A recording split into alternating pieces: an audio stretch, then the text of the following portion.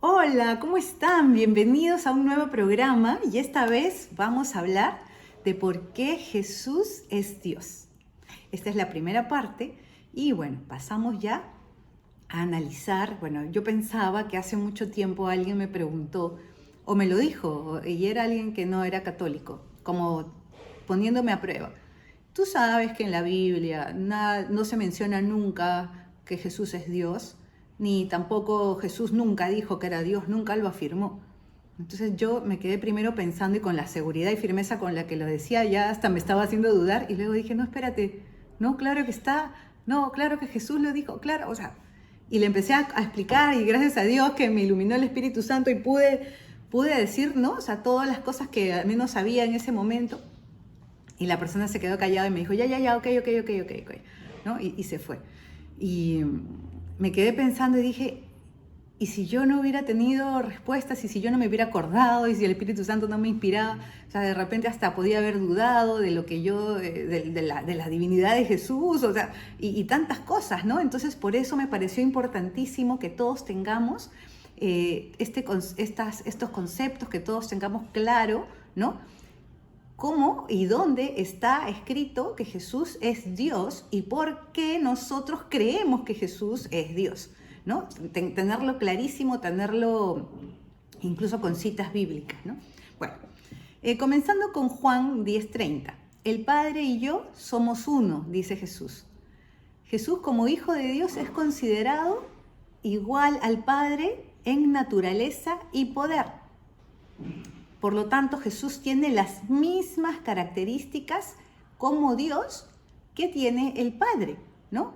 Que es eterno, o sea, que no tiene ni un principio ni un fin, ¿no? Que es inmutable, Dios no cambia, no puede aprender algo, no puede mejorarse, no puede empeorarse, no se le puede agregar ni quitar porque Dios ya es perfecto como es, que es omnisciente, o sea, que todo lo sabe, perdón, que es todopoderoso, que todo lo puede, ¿no? Esas son características de Dios y Jesús como Dios tiene esas características igual que el Padre, ¿no? Bueno, y aquí quiero analizar con ustedes este libro de Daniel Boyarin, Los Evangelios Judíos, la historia del Cristo judío, bueno, no el libro, sino algo que él comenta aquí, en la que me sorprendió, que él es un historiador judío, ¿no? Muy letrado, y él ha visto pues ha recopilado todas estos textos antiguos de los judíos, los primeros judíos, y ahí nos dio con la sorpresa que las ideas de Trinidad y de la Encarnación ya estaban presentes entre los judíos mucho antes de que Jesús naciera. O sea, las ideas cristianas nuestras no son invención de la Edad Media, no son invención de los concilios, no, eso ya estaba presente y era parte de la doctrina de los judíos que venía a todo el Antiguo Testamento hasta que llegó Jesús. Porque recordemos que los primeros cristianos, que eran judíos, ellos seguían su misma línea de salvación desde Adán y Eva hasta la llegada del Mesías, que era Jesús, y continuaban su misma línea judaica, ¿no? Incluso, bueno, empezaron a aceptar a nuevas personas, pero en realidad ellos tenían claro que venían siguiendo su línea de judíos, ¿no? Más bien, cuando ya Jesús es crucificado y vienen y pues ellos se destruye el templo, los romanos destruyen el templo y ellos empiezan a hacer su Talmud. Los fariseos toman el poder y ellos escriben el Talmud con sus normas fariseicas y bueno, y dejan fuera a todas las demás formas de pensar distintas a las que eran fariseicas, ¿no? Y ellos hacen su Talmud y ese es el judaísmo que ahora conocemos como tal. Pero en realidad el judaísmo de los primeros siglos de la época de Jesús, había muchísimas formas de pensar y una de esas era, por supuesto, la cristiana. Pero como ellos querían desterrar a Cristo por completo de su judaísmo, entonces hicieron un nuevo judaísmo, ¿no? Y todas estas ideas que eran de muchos grupos judaicos, llegaron a ser llamadas cristianas, ¿no? Ya no judaicas. O sea, imagínense, ¿no? O sea, esto yo no tenía idea. Y asimismo, Alan Segal, en el libro que escribió Two Powers in Heaven, hace otro análisis que también me pareció interesante y aquí lo quiero compartir con ustedes. Y él dice que en el Antiguo Testamento, y los que lo hemos leído, quizás a veces hay pasajes que no hemos entendido muy bien, en la que es muy claro que hay un solo Dios, pero que al mismo tiempo hay dos poderes en el cielo, ¿no? Entonces, si leemos Zacarías 2, 10, 11, dice, el Señor dice, grita y alégrate, oh Jerusalén hermosa, porque yo vengo a vivir en medio de ti. Aquí, ¿quién está hablando? Dice, el Señor dice, ¿no? Está hablando Dios, Yahvé. Continúa, muchas naciones se unirán al Señor en ese día y ellos también serán mi pueblo. Viviré entre ustedes y sabrán que el Señor de los ejércitos celestiales me ha enviado a ustedes. O sea, aquí está hablando Dios, ¿no? El Señor dice. Y luego dice, y ustedes sabrán que el Señor de los ejércitos celestiales me ha enviado a ustedes. O sea, que el Señor envía al Señor, ¿no? Entonces, ¿cómo es esto? ¿No? Dios envía a Dios. Eso lo vamos a explicar dentro de un ratito. Luego en Daniel 7, 13, 14 tenemos que vi a alguien parecido a un hijo de hombre descender con las nubes del cielo. Ese hijo de hombre sabemos que es un poder, que es en este caso Jesús, se acercó al anciano de días, segundo poder, y lo llevaron ante su presencia. Se le dio autoridad, honra y soberanía sobre todas las naciones del mundo para que lo obedecieran los de toda raza, nación y lengua. Su gobierno es eterno, no tendrá fin, su reino jamás será destruido, ¿no? Aquí también hay claramente el poder del Hijo del Hombre, que tiene el mismo poder del anciano de días, ¿no? Que es el que le da el poder, pero si no lo tiene, no se lo puede dar. O sea, los dos tienen ese poder, ¿no? Y si vemos en Marcos 12, 35, 37, pues el propio David, estas son palabras de Jesucristo, el propio David, mientras hablaba bajo la inspiración del Espíritu Santo, dijo, el Señor dijo a mi Señor, siéntate en el lugar de honor a mi derecha, hasta que humille a tus enemigos y los ponga por debajo de tus pies. O sea, ¿cómo que el Señor, ya sabemos que Señor se refiere a Dios, dijo a mi Señor, ¿no? O sea, Dios dijo a Dios, ¿no? Acá el primer Señor es Jesús, y el segundo Señor es Jesús y el primero es Dios Yahvé, ¿no? Y también tenemos otra forma de referirse a estos poderes cuando hablan del ángel del Señor. Y ahí nosotros podemos ver tanto los dos poderes como una forma distinta de llamar a Dios, como ángel, ¿no? Entonces, en el Antiguo Testamento se mencionan a los ángeles como mensajeros, pero también como Dios mismo. Y se diferencian cuando dicen ángeles del Señor, un ángel del Señor, ya, son los mensajeros, los ángeles que todos conocemos.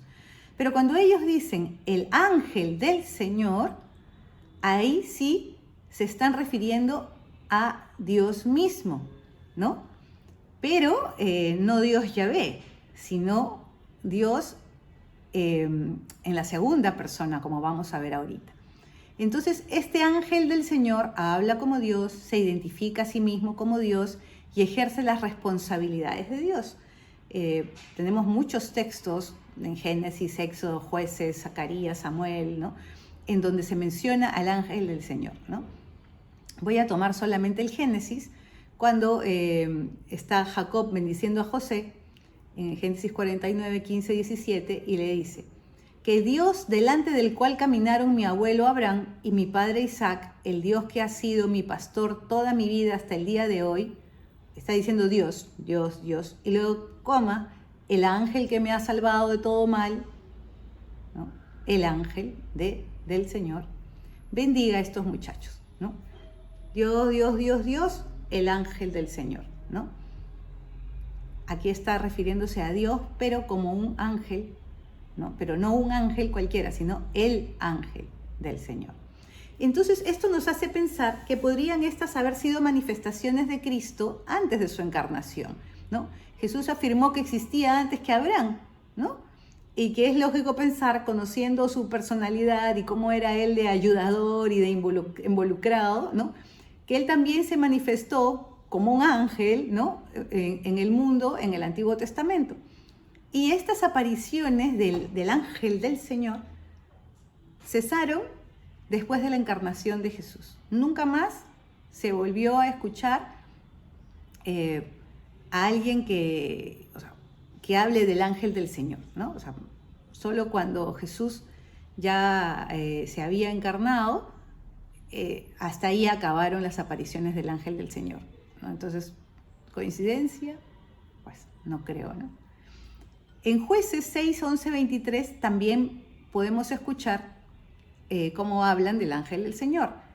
Está Gedeón y el ángel del Señor se le aparece y le dice: guerrero valiente, el Señor está contigo. Entonces el Señor lo miró y le dijo: ve tú con la fuerza que tienes y rescata a Israel de los madianitas. Yo soy quien te envía. Pero Señor, respondió Gedeón, ¿cómo podré yo rescatar a Israel si mi clan es el más débil de toda la tribu de Manasés y yo soy el de menor importancia en mi familia? Y el Señor le dijo: yo estaré contigo y destruirás a los madianitas, como si estuvieras luchando contra un solo hombre. Cuando Gedeón se dio cuenta de que era el ángel del Señor, clamó: oh Señor soberano, estoy condenado, he visto cara a cara al ángel del Señor. No te preocupes, le contestó el Señor, no tengas miedo, no morirás. ¿Por qué? Porque antes se creía y se tenía la certeza de que si veías a Dios, morías. Nadie podía ver a Dios cara a cara porque iba a morir. Pero en este caso, a este Señor, que es Dios, sí lo pudo ver. Y él mismo le dijo: no tengas miedo, que no vas a morir, ¿no? Entonces vemos aquí, si ves al Señor puedes morir, pero si ves al Señor, no. O sea, decídanse, ¿no? Pues si le agregamos estas palabritas, si ves al Señor Yahvé, puedes morir, pero si ves al Señor Jesús, no. Ahí ya más o menos va cobrando un poco más de sentido, ¿no? Entonces hay un Dios al que puedes acercarte y otro, entre comillas, al que no. Interactúan entre sí, uno envía al otro y sin embargo son uno mismo. Son el mismo Señor. Ahí a uno empieza como que, espérate, dímelo, pero con plastilina, explícamelo más lento, ¿no? O sea, no entiendo, ¿no? Entonces, así como para nosotros se vuelve un poco confuso, incluido que ya sabemos que viene Jesús, ¿no? Para los judíos de los primeros tiempos también era un poco confuso, ¿no? Los del primer siglo. Y dicen, si hay un solo Dios, ¿por qué hay dos poderes en el cielo?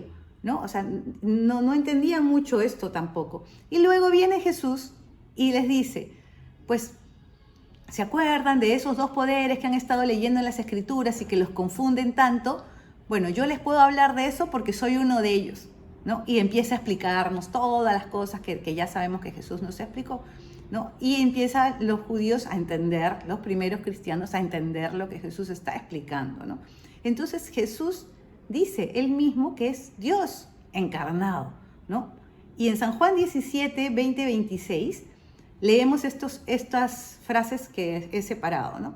En aquel tiempo, levantando los ojos al cielo, oró Jesús diciendo: no solo por ellos ruego, sino también por los que crean en mí por la palabra de ellos, para que todos sean uno, como tú, Padre, en mí y yo en ti. Sean uno. Yo les he dado la gloria que tú me diste para que sean uno como nosotros somos uno, ¿no? Ahí ya cualquiera dice, espérate, ¿cómo son nosotros o es uno, no? Continúa Jesús: Padre, este es mi deseo, que los que me has dado estén conmigo donde yo estoy y contemplen mi gloria, la que me diste porque me amabas antes de la creación del mundo. O sea, no se puede amar algo que no existe, ¿no? Entonces quiere decir que Jesús estaba con el Padre desde antes de la creación del mundo. O sea, que Él era parte de Dios, Dios mismo, ¿no? Padre, continúa Jesús, Padre justo, si el mundo no te ha conocido, yo te he conocido. Y estos han conocido que tú me enviaste, ¿no? Y continúa esto.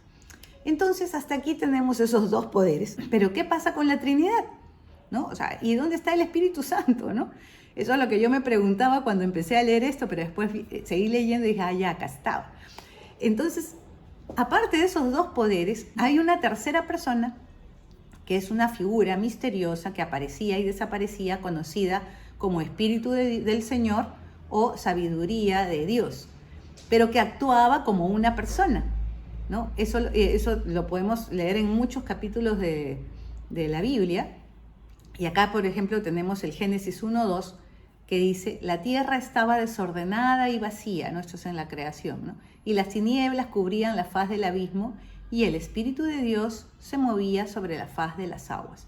Entonces, por supuesto que ni siquiera los judíos de los primeros siglos, ni nosotros, que somos ya cristianos y hemos conocido todo por el Espíritu Santo y la revelación que nos ha dado Jesús, podemos en nuestra cabecita pequeñita meter este misterio tan grande. Siempre van a haber un montón de cosas que se nos escapen, porque tenemos un Dios que es uno, pero que no es simple, ¿no? Ni siquiera van a haber definiciones o conceptos o palabras que puedan encajar a un Dios, ¿no? A Dios metido en palabritas humanas, ¿no? O sea, es absurdo, pues, ¿no? Pero lo que sí tenemos claro es que hay una Trinidad, que es un solo Dios que existe en 3 personas. Padre, que es más conocido como Yahvé, Jesús, que es el Hijo, ¿no? Y el Espíritu Santo. Entonces Jesús es la segunda persona de la Santísima Trinidad, que es Dios, igual que el Padre y el Espíritu Santo. Y aquí tenemos estos textos que mencionan al Espíritu Santo como una persona, como una persona más divina, ¿no? De estas 3 personas. Entonces, el rol de Jesús como Dios es de Salvador, que si Jesús no fuera Dios no podría salvarnos de los pecados, porque solamente Dios perdona los pecados, que es mediador. Jesús viene para ser un mediador entre Dios y los hombres, y su nombre mismo, ¿no? Revela su divinidad. En Emmanuel, Dios con nosotros, ¿no? Dios se manifiesta a través de la persona de Jesús. ¿Y cómo, no? ¿Cómo puede ser Jesús Dios y persona al mismo tiempo? Pues aquí siempre se ha escuchado este término de unión hipostática, ¿no? ¿Qué quiere decir la unión hipostática? Que Jesús, como Dios, tenía 2 naturalezas, una naturaleza humana y una naturaleza divina, ¿no? Cada una con sus propias características. Veíamos al comienzo las características divinas, que Dios es inmutable, eterno, omnisciente, todopoderoso, etc., ¿no? Y también las características humanas, ¿no? ¿Cómo es un humano? O sea, sabemos de memoria todos porque somos humanos. Jesús se asemejó en la humanidad, solamente se diferenció en el pecado. Entonces, al mismo tiempo que hay una unión hipostática, estas 2 naturalezas están unidas en una sola persona, ¿ya? La del Hijo de Dios, pero al mismo tiempo no se mezclan. O sea, están unidas, pero no están mezcladas, ¿no? Permanecen distintas, sin separación, no se pueden separar, ¿no? Entonces, esto nuevamente es un misterio. Nosotros podemos entender un poco, pero siempre nos quedan un montón de preguntas y cabos sueltos, porque la Iglesia lo conoce, pero no lo puede explicar 100%, ¿no? Esto permanece siempre como un misterio para nuestro entendimiento, ¿no? Limitado, humano. Entonces, el nombre de Jesús, para terminar, ¿no? Nos viene a decir la tarea que vino a cumplir Jesús.